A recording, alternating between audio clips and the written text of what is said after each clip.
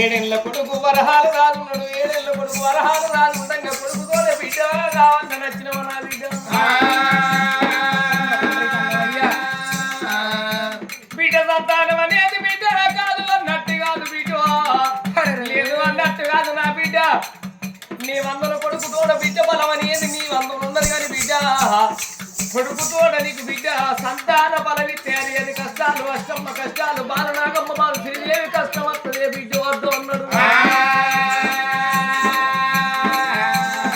కన్న తల్లి అన్నది ముత్యాల కన్నే కావాలి తండ్రి అది అది కష్టాలు రాని అష్టమ్మ కష్టాలు రాని బాలనాగమ్మ బాలు రాని శ్రీదేవి కష్టం రాని సీతా వనవాసం రాని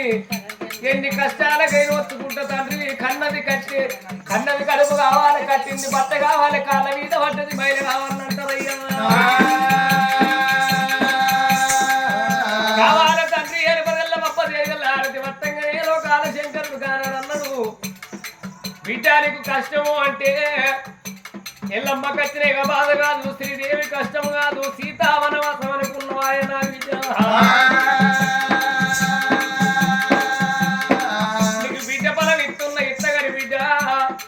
మొదలే చెప్తున్నా నా బిడ్డ నీకు బిడ్డ ఫలం ఇచ్చిందాక 7 నెలల నాడు నీ భర్త గండాన నీ బిడ్డ నీ గర్భంలో బిడ్డ వెరగంగా 7 నెలలు గడవంగ బిడ్డ నీ భర్త గండాన నీ బిడ్డ ఉంటుంది నీ భర్త ప్రాణం పోతుంది బిడ్డ నీకు బిడ్డ పుట్టినాక తదుపరి 7 రోజుల నాటికి నీ ప్రాణం పోతుంది బిడ్డ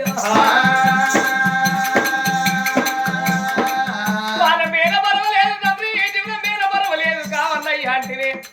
సంతానం అనేది ఇచ్చిపోతే బిడ్డ వద్దు అంటే మానిపోతే మరిపోతే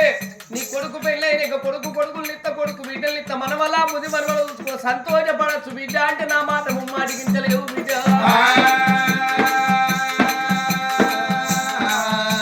వద్దు అంటే నా మాట